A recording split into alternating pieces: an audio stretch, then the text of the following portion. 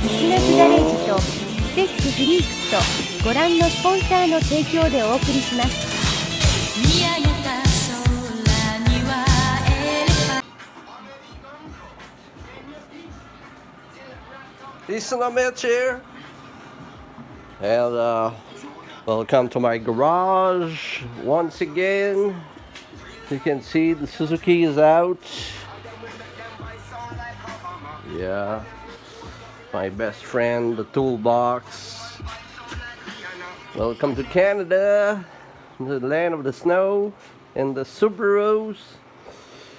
So yeah, I've lifted up the SVX now. Gonna be able to start working on it. It's been outside for way too long with the transmission out. They had some junk tires put on, and they're really junk. This is complete junk. I'm gonna have to remove the tires and save those rollers, 16-inch rollers. Rollers, not rotors. These are the rollers, and they're pretty good. I'm stunned. Actually, they were not destroyed by the time and the rusts and everything actually underneath. Let me get a light. Let me get a light right here. Come here. Yay! So yeah, everything underneath this car is pretty clean. And this is a car from the US, I believe. And oh, there's some blue over there. Somebody has been here before me. I think the car was lowered on some coilovers before. That's what the previous owner told me. And this car actually, there's a little bit of surface rust on some bolts, but everything else looks pretty okay. Of course, there's no exhaust right now because the car didn't come with an exhaust. And yeah, this is really good base. Actually, I removed the transmission about 2 or 3 years ago. 2 years ago, I think. 2023. Sorry. So yeah, this is really good condition. And wait, what's that chrome sticker on the differential? It says nothing. There was something glued on. There was something like a sticker there, but it's no more. Yeah, this brake is a little bit. Well, this is not the brake. This is only the shield. The brakes looks pretty okay. Gonna be able to start the car without having to work on the rear brakes too much. So far so good. Looks clean. I don't know the condition of the fuel tank. I would have to take the fuel pump out from there inside and look inside the tank to see what's up. And yeah, so far the interior of the car is dismantled. These are front rollers. Actually, I removed them before, well, not before, but when I was in the process of removing the transmission. And there's the drive shafts and some spare parts I bought to fix everything. And new belts, new rubber boots, fuel filter. There's one axle here. And yeah, and these cars, like pretty much every Subaru, you got to reach underneath the rear seat. There's a cover behind the rear seat in these ones, so you can access the fuel pump. There was some kind of like racing seats, blue racing seats inside the car. I removed the driver's side seat because I wanted to have the space, and they're pretty much destroyed with like the time. I don't know. I'm not gonna use these seats. Actually, I have another set of SVX seats that I took off the green one I had, or the blue or the green. No, there was a green. We had a green SVX and we had the red SVX. I sold the red SVX with a bunch of parts to a guy. It was manual swapping is, and I don't remember which part I saved from the red one. As you can see, there's a miles counter cluster. This is in miles per hour, so there's 115,000 miles. I didn't know about that. So it's pretty good. Yeah, my cold is a little bit better. Don't know how it sounds now. So yeah, there's a bunch of parts inside the car. I need to figure out where I'm gonna put them, or well, to be honest, I'm gonna start with putting back the transmission in. And I've been working on the Suzuki lately because I really wanted to have the car running and driving as it's supposed to. So I changed the O2 sensors, odor sensor. I changed both of these. I changed the serpentine belt. I don't know how you say it in English actually. I changed the serpentine belt, and there was a bearing that was bad. What did I change also? Air filter? I don't remember. There was a bunch of parts actually. Yeah, I changed the bushings. You know, like the sway bar bushings. They were bad on the Suzuki. They were like really bad. So that was knocking all the time. And when I removed the the brackets for the sway bar bushings, actually, there was one of the bolts that snapped, and then since the bushings are on top, they're on top of the subframe, where the engine stands, just behind the engine. They're on top of the subframe, so I cannot, you know, some cars the sway bars underneath the subframe, so it's easy to work in.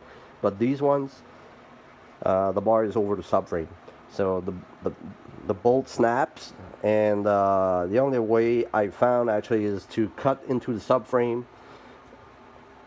approximately where the bolt is, and just drill the bolt from underneath, and then put back the cut part onto the subframe and weld it again. So I got the bolt out like that, and put some brand new bolts. As you see, I have a bunch of bolts laying around, everything metric, classified, so I can work on Japanese cars. Yes. So yeah, that's what about the Suzuki right now. Actually, it was coding P0420 because of the O2 sensors. I changed both of them. It was really easy, really fast, even though I had a cold. And it coded again one time, P0420 for catalytic converter. And I was like, okay, I'm just gonna erase the code and start the car again. Maybe it was just like in the beginning. But my dad went to Sherbrooke City this afternoon and didn't code again. So I'm like, I'm crossing my fingers that the problem is solved, or maybe I'm gonna put a special product inside the fuel to you know, like there's an additive you can put inside the fuel to clean the catalytic converter. I'm not sure if it's really efficient, if it's like just a doctor in a can and doesn't do anything. But I tried a bunch of stuff over the year. I don't have the CataClean in inventory right now. Maybe I'm gonna try this up. It's like $27 for a can at Canadian Tire. So I guess I'm gonna try. I'm just gonna put in the Suzuki and wish it well. Yeah, I forgot to show you the front of the underneath and front of the SVX to see how clean it is. I'm gonna get the light again. So yeah, it's pretty clean. I removed actually the rollers. I told you that they're in the car right now. So to preserve them, I also removed the pads. I'm gonna have to check if the calipers are good. So far, only a little bit of surface rust. There's the H6 engine. I'm gonna have to change that oil.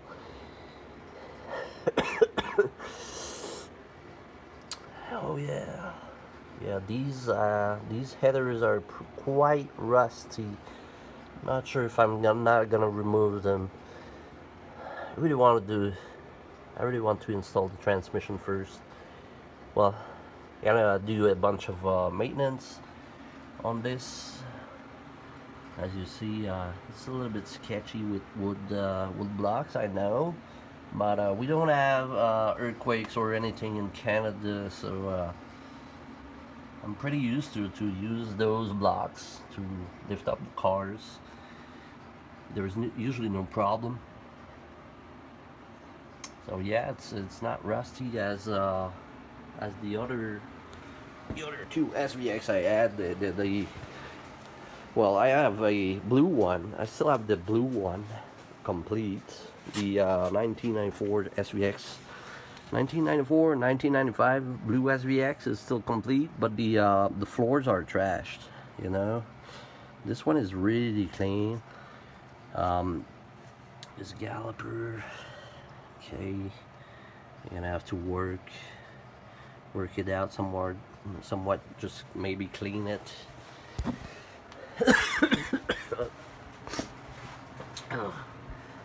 Okay, these are the floors. Pretty good. You know, people will say, "Oh, you got to use the jacking point of the car, like just on the sill there." You know, there's jacking point. Of course, I could use those jacking points on this car, but since it's really clean. But you never ever want to use those jacking points on a rusty car, as demonstrated in the Summit Reddit video. Someone posted that the car just like was the guy used a jack on one of these jacking points on his red car, and everything, like fender, rusted out fender, just gave way and he didn't lift the car at all. So yeah, you never want to use those jacking points to lift the car, because rusty cars in Canada, everything's gonna, you know, you're not gonna lift the car. You're gonna lift the car, yes, but you may break or bend the sill. You know, there's a plate, vertical plate, running along the side of the car. Taking an Australian accent here. Yeah, there's a vertical plate running on the side of the car, and if you jack it up on these, and if it's mushy, if it's how do you say, soft. If it's soft, actually the vertical plate is gonna bend. It's gonna bend one way or the other, or it's gonna crumple when you jack the car, and it's gonna be trash. I mean, it's not good for your car. It's gonna bend something. It's gonna bend the uni body and everything, and I don't like it. I prefer jacking points, like kind of subframes. You saw where I put my blocks here, and it's really solid. You know, like can shake the car a little bit. It's not gonna fall down at all. You know, like the lift, the scissor lift I got is less sturdy than that. I put the Suzuki on the scissor lift, and I don't know why I lifted up all the way up to this beautiful nut ceiling, and sorry, the lift actually slide a little bit. I don't know if it was when lifting, or if when I got down the lift actually slide a little bit because of humidity and whatnot, you know, like oil drips on the floor. And yeah, I still it's about 10 o'clock right now, 10 p.m. and still have to clean this floor with B18. I do have my B18. Yes, I have my B18. I'm a B18 operator. Yeah, I'm gonna clean this floor and call it a day. Call it a day, mate. There's not much space to walk in to the door in the, in the back. Sorry. Yeah, when I lift up the car, actually I wanted to have more space in the front, so I had to push it back that way. And now, yeah, there was the small plates, you know, with the rollers or the roulettes, the roulette. There was these plates in the back, and in the front I used well, it was down on the wheels, just inflated the tires, and I could back up the car this way. And now actually there's not much space to go out in and out of the door, but I don't know, we don't there's at least 18 inches, so we should be we be good, we can work on the car and go around. And SVX, I don't know what it stands for. Special Vehicle Experimental, you tell me. And this is for a wing. I don't think I'm gonna keep the wing. I think I want the car either with the stock wing, which I have stock wing from the green one. Just got to do some fiberglass on it, or and the paint, or I'm just gonna remove those supports for now. And well, we'll see. The transmission is right here. I moved the transmission from this workbench to this one. This doesn't have anything to do with it. This is in snowmobile engine, 2-stroke snowmobile 400cc engine. And this is another project. I get to move this motor. Just gonna move it around here and put it in the back of the établi in French. Yeah, so I gotta work this transmission. I really need to finish this. So this differential is going inside here into the front. It's all clean. So yeah, the differential goes in. The puck, where are the pucks? These pucks here. That screws on the side. There you go. These screws on the side here. And good luck unscrewing them. Sometimes they're gonna break off. All the fins gonna break off. And did I change the seals? No, I didn't change the seals yet, but I have the seals right here. I'll change these. These actually goes. They are tapered. You know, they are tapered inside. And there goes on each side. And this does the adjustment for the front differential.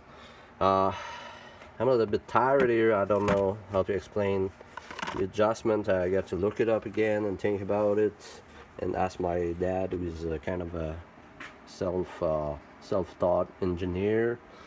I got the gasket for the oil pan underneath the transmission. I need to change the filter and the oil pan, the gasket, and this is the one that goes in the back here, which have a gasket here, but it's kind of have been squeezed and used. So I had some paper gasket laying around from another project we didn't use, so I think I'm gonna make myself another gasket just to make sure it doesn't leak anything for the rear part of the nose the ripping, the back of the transmission. This compare, actually this is the part that was on that white car. And this thing here has been changed, and as well as the solenoid, I believe, inside the transmission, because there was a there's a small plate. Where is it? Small plate is on this casing. You guys tell me, because I don't know where it's from, but they got the transmission remanufactured somewhere in what's the date? I can't read the date. 22/01/29. No, 02.